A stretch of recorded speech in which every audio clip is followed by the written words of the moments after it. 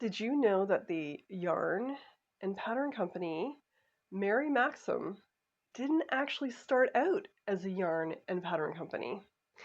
If you'd like to find out more about that and the history of Mary Maxim, keep watching.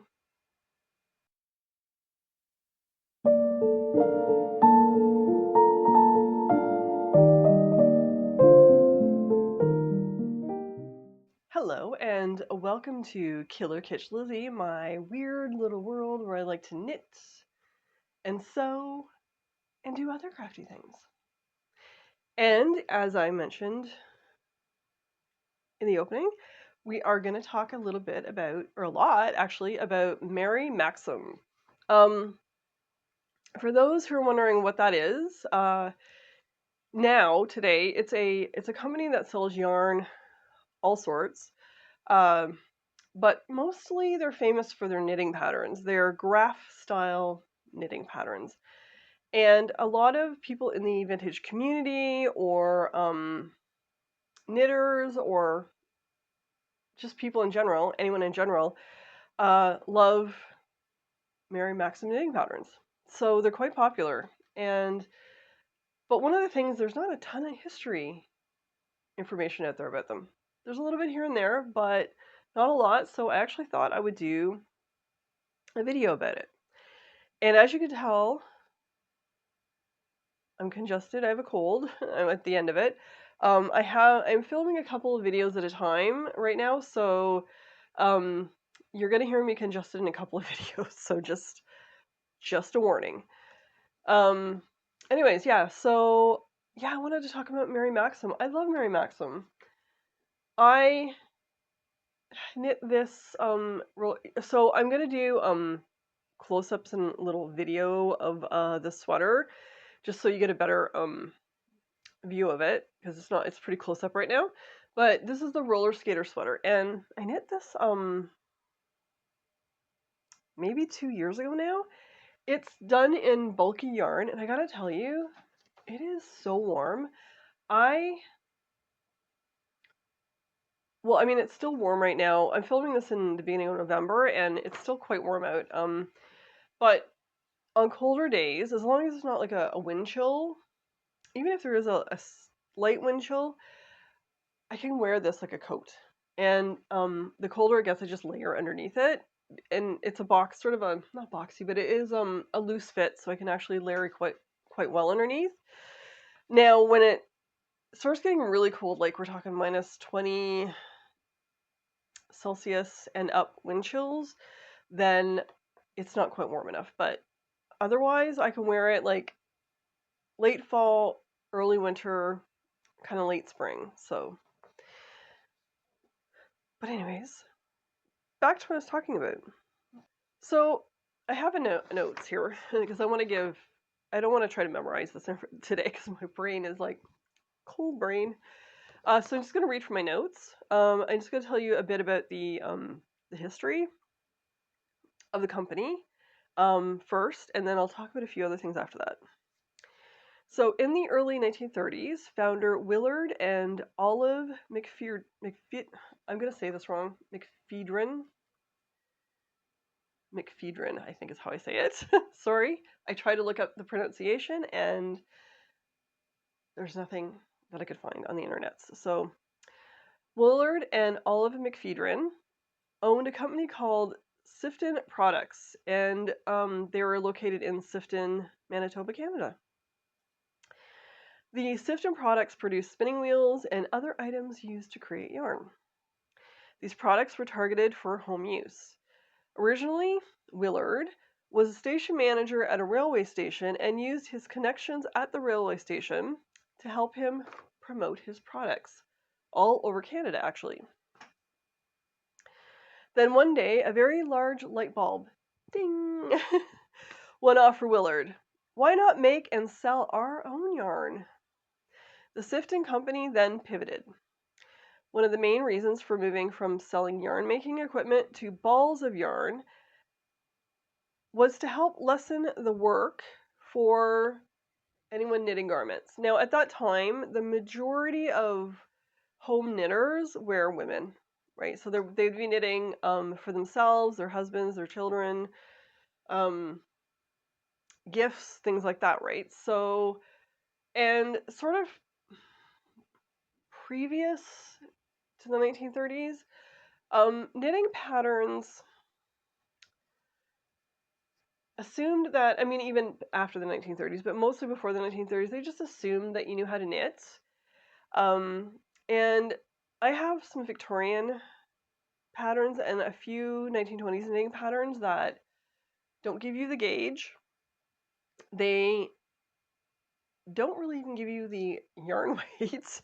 They'll give you measurements sometimes, or they'll give you a drawing, and they'll possibly tell you the stitches or things like that. But a lot of it was assumed knowledge, right? And the point of what these guys were doing was they wanted to make it easier. They wanted to give you a pattern to work from. Eventually, they changed the name of the company to Mary Maxim. The McFedrins moved themselves and their company to Paris, Ontario, which is sort of nearest to Toronto, where I am. The Mary Maxim head office is still there. As a way to help sell their yarn, Mary Maxim began creating graph-based bulky yarn knitting patterns. The first sweater pattern was designed in 1951 by Stella Cowichan. Patterns that we all still love and use today. To help expand the company to the United States, their son Larry moved his family to Port Huron and in 1956 and opened operations there as well. So patterns, even to this day, the Mary Maxim stuff is still most popular in Canada and the US. I have friends in the UK and Australia who I do see using those patterns. But I am mostly still seeing people in the US and Canada knitting with them. But wait, I'm sure you're wondering, how did the company get the name Mary Maxim? The company is named after a former employee called Mary Maxim. Mary worked in their original Manitoba location. Unfortunately, there's not a ton of information about her. I did try looking up in several different places if there was some history about her as a person. There's like nothing. However, in 2023, the Ukrainian Museum in Manitoba did have an exhibit called The Mystery of Mary Maximchuk. So it's possible there were some speakers that talked about her. Unfortunately, I couldn't find any videos for this. However, there is a virtual exhibit on their actual website, so I'm going to make sure I link that over on Patreon, because I'll have all this information over on Patreon in case you want to read it again. So I don't know if when they did the initial original exhibit in 2023, maybe, yeah, like I said, they might have had speakers or family members talk about her. But other than that, I haven't really found anything about her. But that is where the name came from. So the reason they chose her name, and you can thank Betty Crocker for this, during the 1930s, companies often used women's names for products. It gave a homey feel, apparently. In the beginning, many of the sweater patterns were based on the Cowichan sweater. Now, I can't talk about Mary Maxim without talking about the controversy around the sweater and the First Nations people that actually created these sweaters. Because it's really important that we understand the true history of the origin of this garment, of this style of garment. The Cowichan sweater is a garment created in North America with a distinctly patterned design knitted out of bulky yarn. It originated during the 19th century among the Cowichan, a Coast Salish people in British Columbia, Canada. Historically, also called the Indian sweater, which is kind of derogatory, um, or she-wash sweater, a derogatory Chinook word for indigenous people. The Cowichan people reclaimed the name after the 1950s as a means of emphasizing their claim to the garment. They're the ones who designed it, right? They designed the yarn, the wool, the dyes, the pattern. They designed, this is their design, so we have to give them credit, right? The popularity of the sweater by the mid 1900s thrust Cowichan sweaters into the world of international fashion, where they have been appropriated by non indigenous designers. Nevertheless, several knitters from various coast Salish communities and Vancouver Island and the mainland of British Columbia continue to create and sell the authentic sweaters. And if you're ever anywhere in British Columbia where they're well, I think they sell them all over Canada, but most popular in British Columbia. If you're ever visiting there and you have the opportunity, please buy one of their sweaters. Buy one of their original sweaters. In 2011, the Canadian government recognized Cowichan knitters and sweaters as nationally and historically significant. And I quoted this from the Canadian Encyclopedia. I'll put a link to the full article. Several companies who created knitting patterns, including Mary Maxim, were selling the Cowichan style knitting patterns.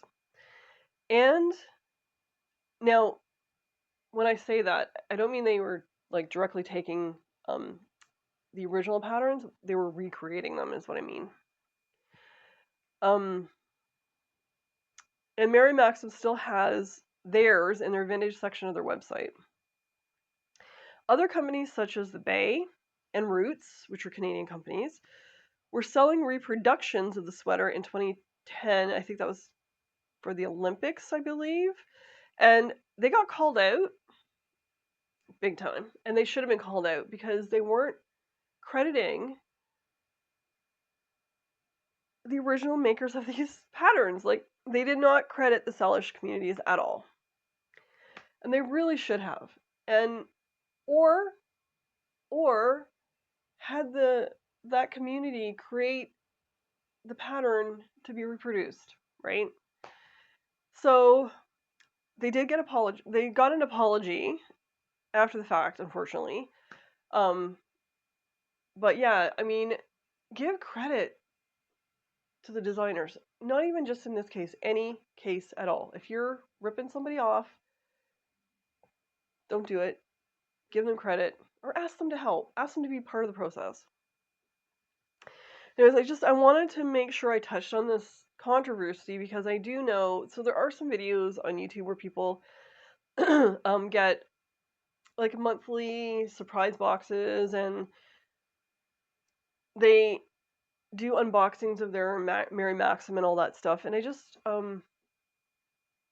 they don't talk about any of that stuff, right? And maybe they don't know it. Maybe they don't know any of this, right? But I just think when you talk about Mary Maxim, you also need to talk about that. Yeah, it's just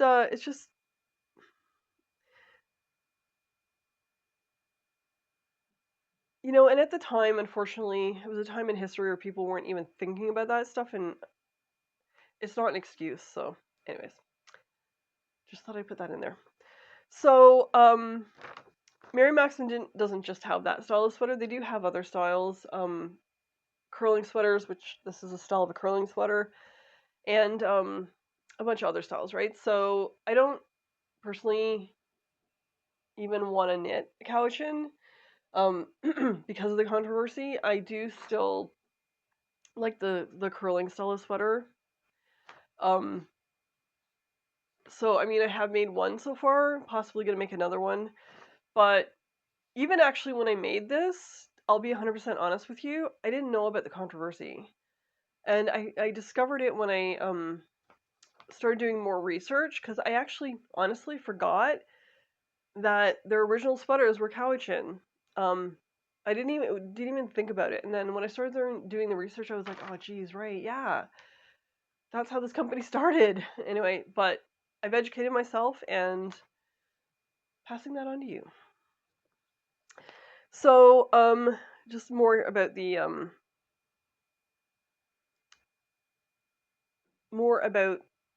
sweater and the company. So, um, and the Cowichan. That sweater became really popular in the 1940s, and it had a resurgence again in the 60s and again in the 1970s. And today it's very popular, not just the Cowichan, but like the pop culture stuff. Still really popular today in the vintage communities and crazy popular in Japan. Um, when we went to Japan, I did actually see a few people wearing them, and I didn't even clue in. I'm like, I just thought it was a couple of different people wearing them, but all the vintage stores in Japan have them. If you're visiting Japan and you want to get like this style of like the curling style, they have them.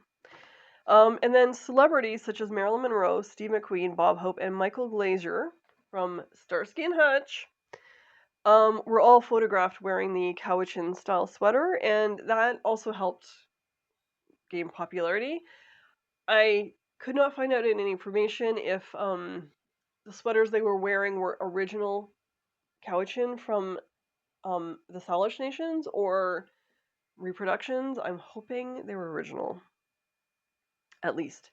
And then, of course, famous Canadians, the Bare Naked Ladies and Marilyn Bell, and many sports figures are seen wearing them. Okay, so, yeah, so Mary Maxim is, as a company, is still going really strong, like big time strong.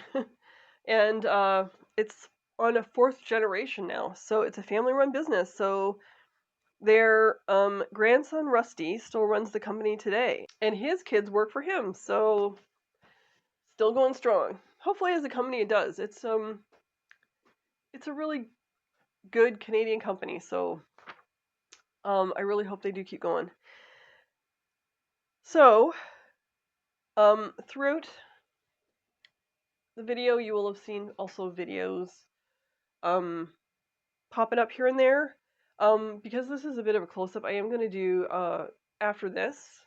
I will just have a little video showing the sweater a little bit better. And yeah.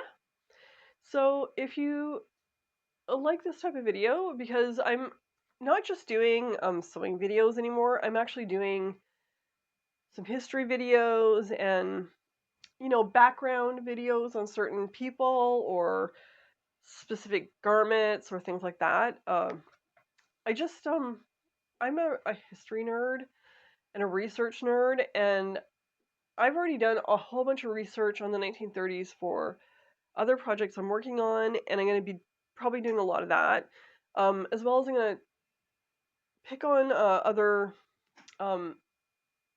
parts of our timeline. So yeah, if you like that stuff, please subscribe, and if you like the video, give it a thumbs up. Actually, even if you don't like it, give it a thumbs down. It's all engagement. So yeah, until next time, stay kitschy. Bye.